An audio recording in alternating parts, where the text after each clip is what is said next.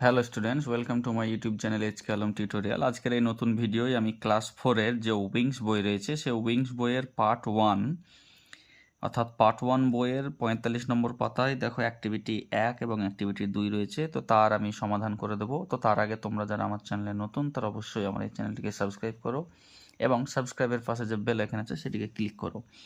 তো দেখো এখানে প্রশ্নটা হয়েছে, হোয়ার ইজ দ্য পৌষ মেলা সেলিব্রেটেড? পৌষ মেলা কোথায় উদযাপিত হয়? তাহলে আমরা কি লিখব? পৌষ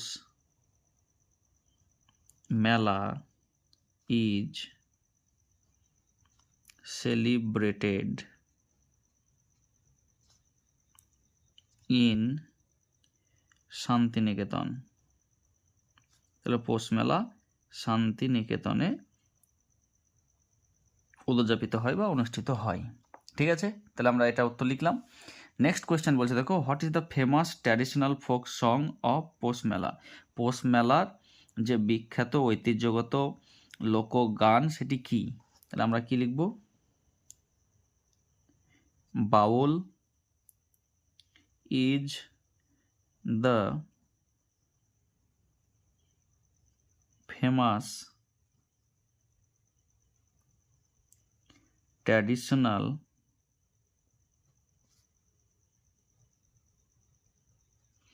folk song of পৌষ মেলা। তাহলে বাউল হচ্ছে পৌষ মেলার ঐতিহ্যগত বিখ্যাত গান। ঠিক আছে, তো নেক্সট কোয়েশ্চেন কি বলছে দেখো, name two traditional handicraft items of Poush Mela. Poush মেলার দুটি হস্তশিল্পের যে জিনিস রয়েছে, উপাদান রয়েছে, আইটেম রয়েছে, সেটি লেখো। তাহলে আমরা কি লিখব? Two traditional handicraft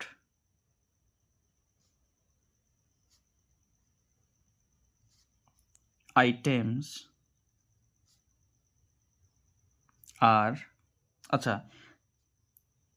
the handicraft items আর, লিখে দিচ্ছি, handmade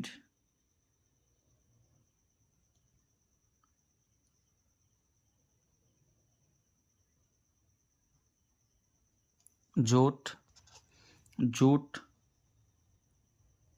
products and kantha sarees। আচ্ছা, টু ট্র্যাডিশনাল হ্যান্ডিক্রাফট আইটেমস আর handmade jute products and kantha saris. আচ্ছা, এখানে আইটেমস অফ পৌষ মেলাটা লিখলে ভালো হতো, আর শুনতে ভালো লাগতো। ঠিক আছে, পৌষ মেলা, তা তোমরা লিখবে এটা, two traditional handicraft items of Poush Mela আর handmade jute products and kantha sari. তাহলে হাতের তৈরি পাটের যে জিনিসপত্রগুলো হয় আর কাঁথা শাড়ি যেগুলো হয় সেটাই হচ্ছে হস্তশিল্পের উদাহরণ। তো এখানে আমরা দেখলাম।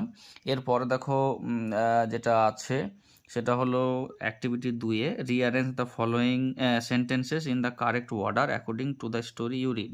আমরা যে গল্পটা পড়েছি, কোন গল্পটা বলো তো?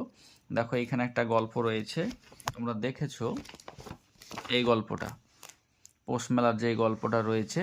তো এই গল্পটা পড়ে ওখানে যে প্রশ্নটা রয়েছে সেই প্রশ্ন আমাদেরকে কি করতে হবে?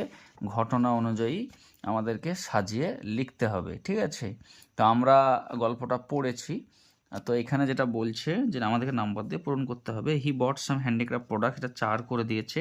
হি ভিজিটেড পৌষ মেলা লাস্ট ইয়ার, সে গত বছর মেলায় গিয়েছিল, এটা আমাকে 1 নম্বর করতে হবে। এটাই হচ্ছে প্রথম, ওই গল্পতে এটাই প্রথমে দেওয়া আছে এই 5টি বাক্যের মধ্যে, অর্থাৎ এখানে এই বাক্যটি 1 নম্বরে হবে, সাজিয়ে লিখতে বলেছে সেই জন্য।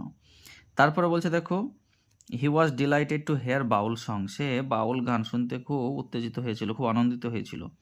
এটা একটু পরে হয়েছিল। He went to food stall, সে খাবারের দোকানে গিয়েছিল। তারপর বলছে, a big crowd gather in front of the stall of jute products and kantha saris. হাতের তৈরি ওই পাটের জিনিসপত্রের এবং কাঁথা শাড়ির যে দোকানগুলো ছিল সেখানে একটি বড় ভিড় জমেছিল।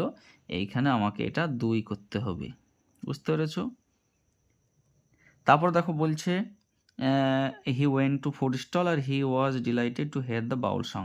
তাহলে এইখানে এটা হবে 3 নম্বর, যে সে খাবারের দোকানে গিয়েছিল। তারপরে যেটা পড়ে থাকছে সেটা হচ্ছে 5 নম্বর। তাহলে প্রথমটা 4, তারপরেরটা 1, তারপরটা 5, তারপরটা 3, তারপরটা 2। আমরা এখানে বইটা একবার দেখে নেবো, তাহলে তোমাদেরও বুঝতে সুবিধা হবে।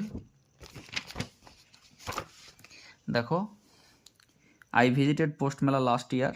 আমি গত বছর মেলায় গিয়েছিলাম, এটা 1 নম্বরে করেছি, যেহেতু এটা ওই বাক্যগুলোর মধ্যে ওটাই প্রথমে ছিল।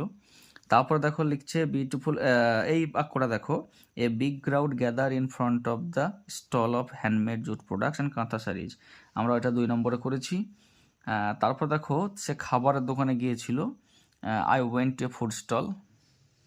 দেখো এখানে লেখা আছে I went to food stall, এটা 3 নম্বর করেছি। হ্যাঁ, 4 নম্বর তো বইয়ে করে দেওয়া আছে।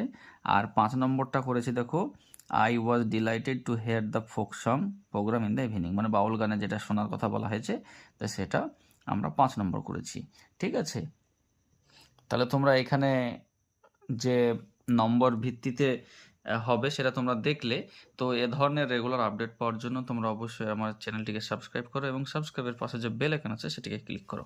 ধন্যবাদ।